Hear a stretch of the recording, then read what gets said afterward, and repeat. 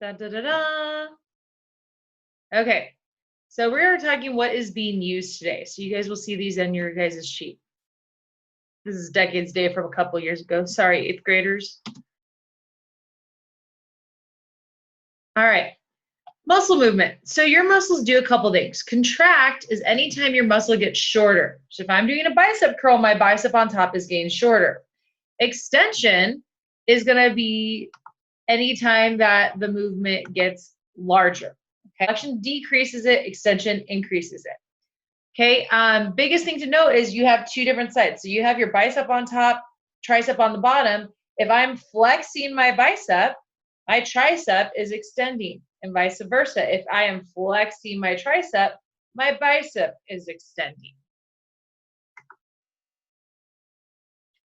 Just going to, all right, there we go. So this is the big one that we were talking about. So types of contractions, so making it smaller.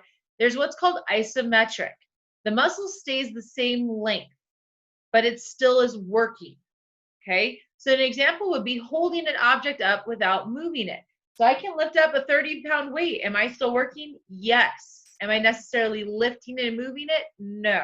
Okay, so we'll come to that in a moment. Then there's isotonic. So that's when you think a lot about weight training is the tension of the muscle remains consistent during a change in the muscle length. So it's getting bigger and smaller, okay? This only occurs when the muscle maximal force exceeds the load. So that means your muscle can lift 30 pounds and you're only holding 20 pounds so it can lift it up.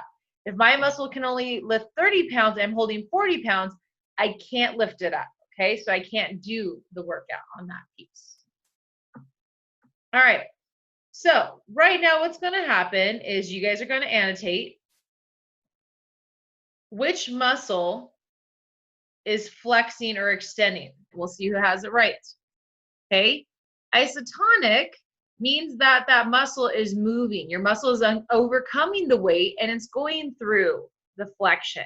Okay. Isometric means it's equal. So it's staying still. So your muscle's still working, but it's not getting bigger or push-ups. Isotonic or isometric? That is correct as isotonic because you are definitely moving your arms to go up and down.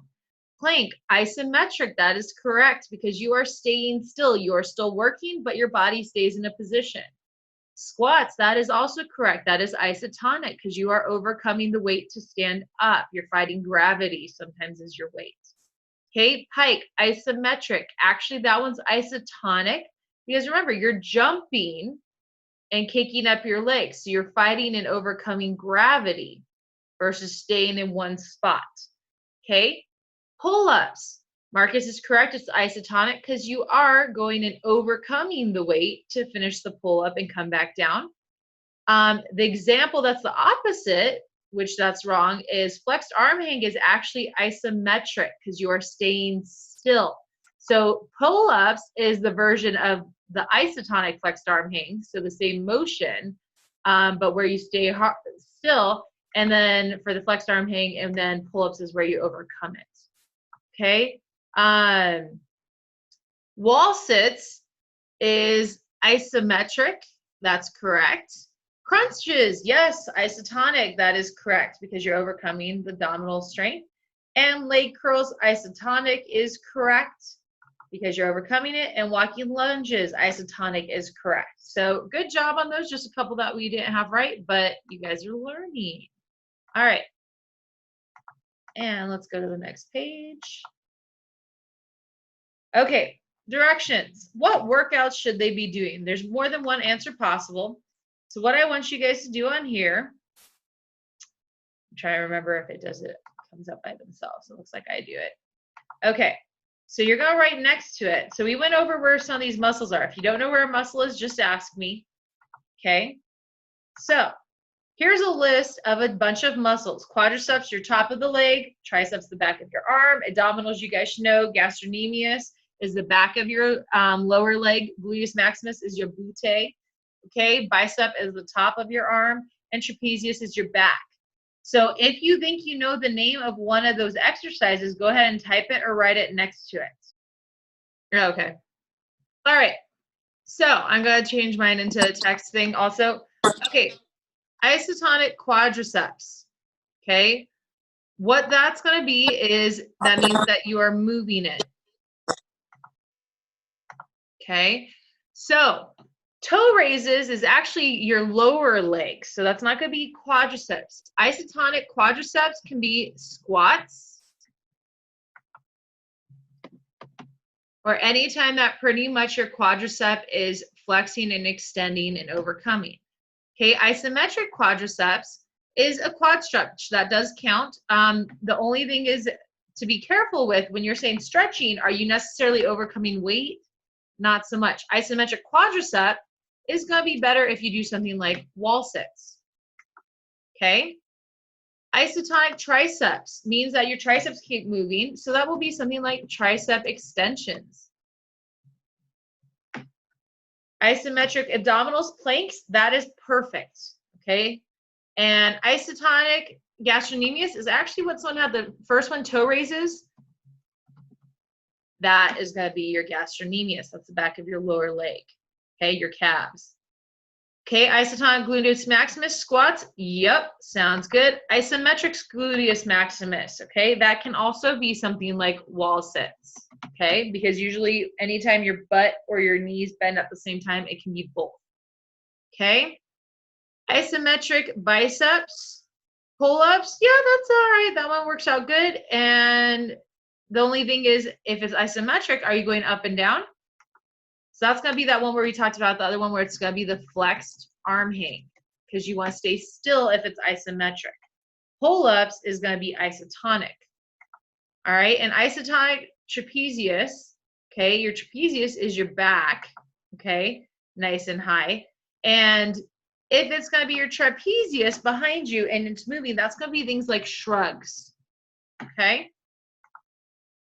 Not bad, not bad. Okay, I'm going to clear the screen on drawings. And I am still in the wrong thing. There we go. Okay, so going really quick over the aerobic and anaerobic.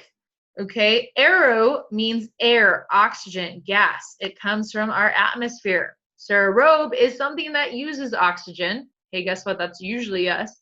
And so aerobic means that it's using oxygen and requires it. An is a prefix, which means not. So if something is anaerobic, it does not require oxygen. Okay, so we're going to go ahead to the next slide.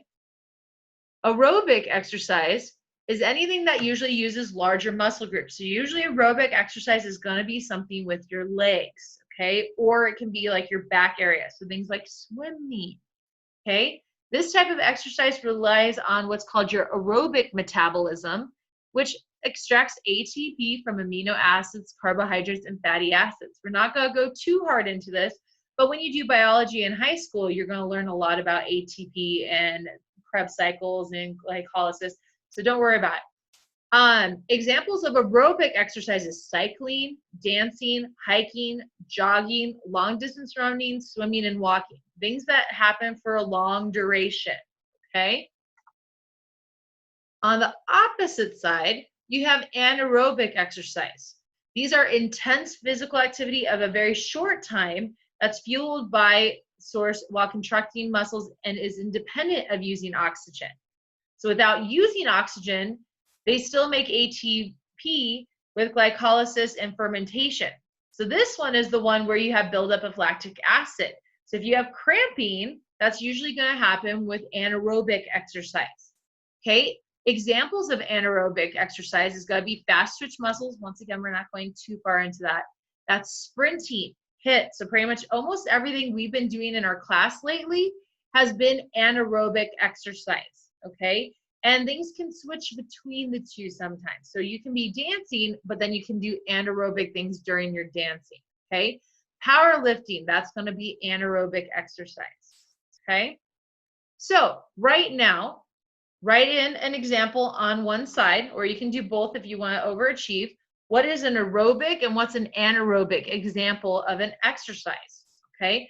I suggest not playing sports names unless it's like a sport like swimming or running, because usually sports can kind of go over the two of them depending on what you're doing at that moment. So we're going to go break these down.